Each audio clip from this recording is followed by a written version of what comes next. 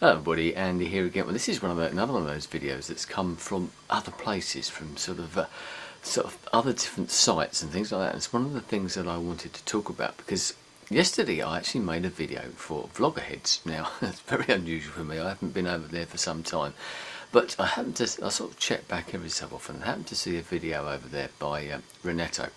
And he was asking about opinions about the site, etc., and where it was going. And there was another video that suggested that a lot of people were leaving Vloggerheads for whatever reason, and they wanted to know why. I chimed in with my sort of experiences of the reason that I don't go over there very much now. I haven't closed my account, and I've got no intention of doing so. And there were some other sort of people that I respect and watch over here on YouTube who chimed in, partly because of my sort of input as well, and it was interesting to see some of the things that people came up with.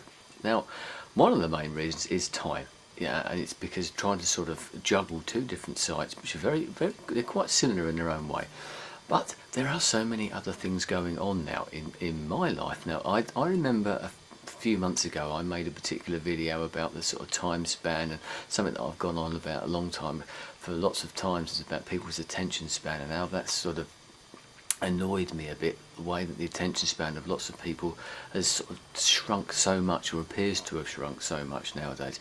And I sort of used examples, I think, like the 12-second blog sort of TV thing that was going on. I never got involved with that, but I also happened to mention Twitter, and at the time I just didn't sort of get the point of it. But after being in America, and I've probably relayed a bit of this story before, I sort of saw what it was about, and I got it, if you see what I mean. And I've been using that quite a lot, and I found that it's, in some ways, it's helped me appreciate other people, and other sites are doing that as well now.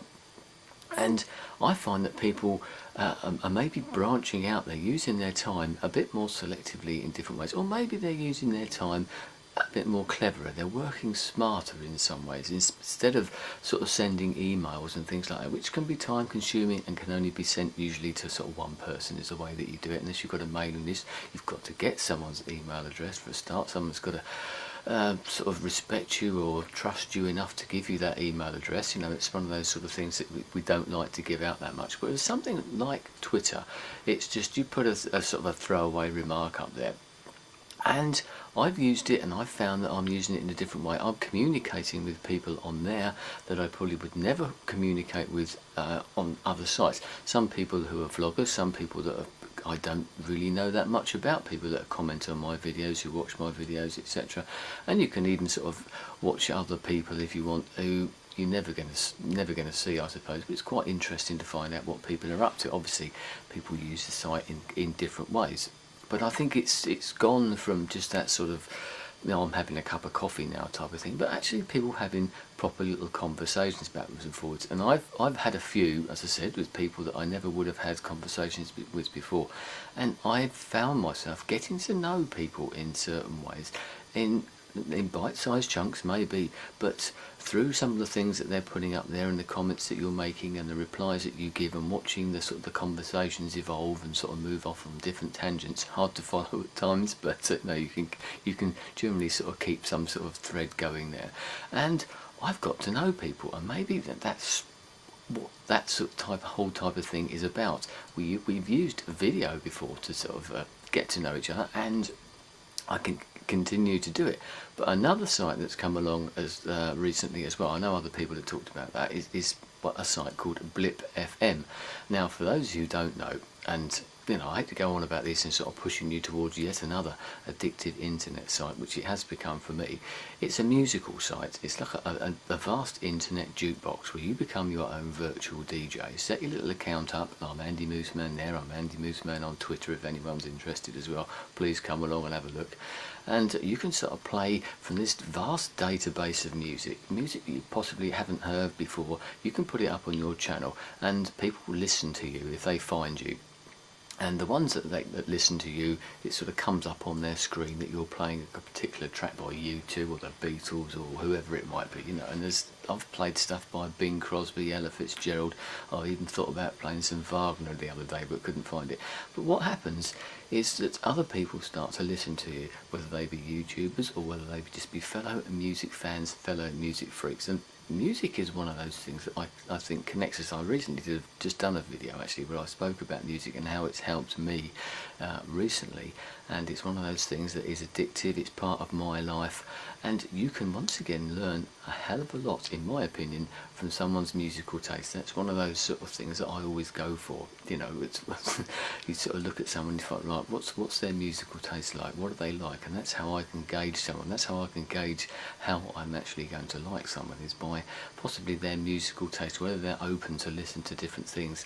And it's amazing when you go on there, as I said, you think you know someone through video, even through Twitter or whatever, email or something.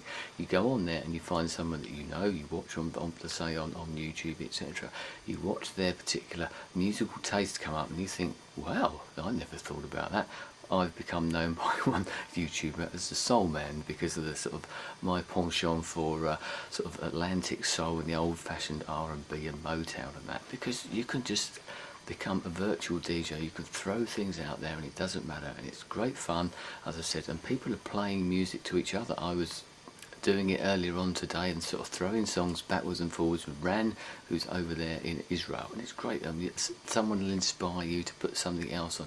If you're not a music fan, I should imagine this might be a bit strange for you, but if you're not a music fan, then I always have this sneaky suspicion that I probably wouldn't get on with you that well anyway, because music has been such a big part of my life. As I said, it's a sort of a theme that runs through my life in lots of ways. From an early age, I'm one of those people that if I go to someone's party, my wife hates this sort of thing, I'll be in there and I'll be delving through the record collection trying to find something, because I always find there's always some sort of redeeming feature in someone's record collection or CD collection or whatever it is, might be nowadays. There's usually something that you can find that you can play that's acceptable, if you want to put it that way. I've got very broad taste, as I've mentioned before, and one of those things that does annoy me is people who are closed, and I feel the same way about it. It's a sort of once again one of those things that works in life as well. I don't like people who've got minds that are closed, whether it be to different views, different opinions, or whether it's to different styles or different types of music. Open your ears, you never know what you're missing. So that's the way I do things. The other day I helped my friend out with a disco. Didn't intend to. He got the disco. He was doing the disco. He was the DJ because of me, because of a recommendation that I given to someone for a party. But as with this thing the other day, I ended up helping him out. I didn't actually do the DJing, but we were up there, a bit like the Blip FM thing. We were up there sort of throwing songs and bouncing ideas off of each other. He'd suggest something and, oh right, that'll work, and you put something else on. So that's a recurring theme. As I said, this is probably gone completely off the topic and completely off a tangent to what I was talking about originally.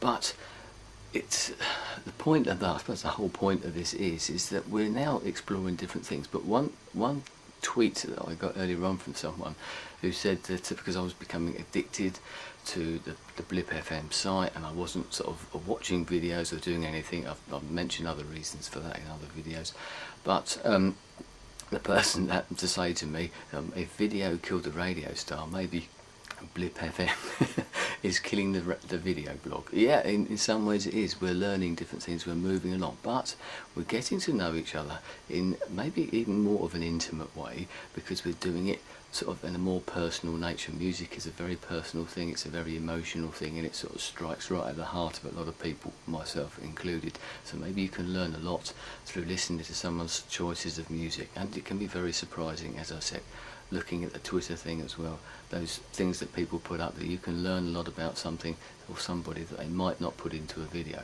But with me, it doesn't stop me talking, because I'll be talking about those sort of things.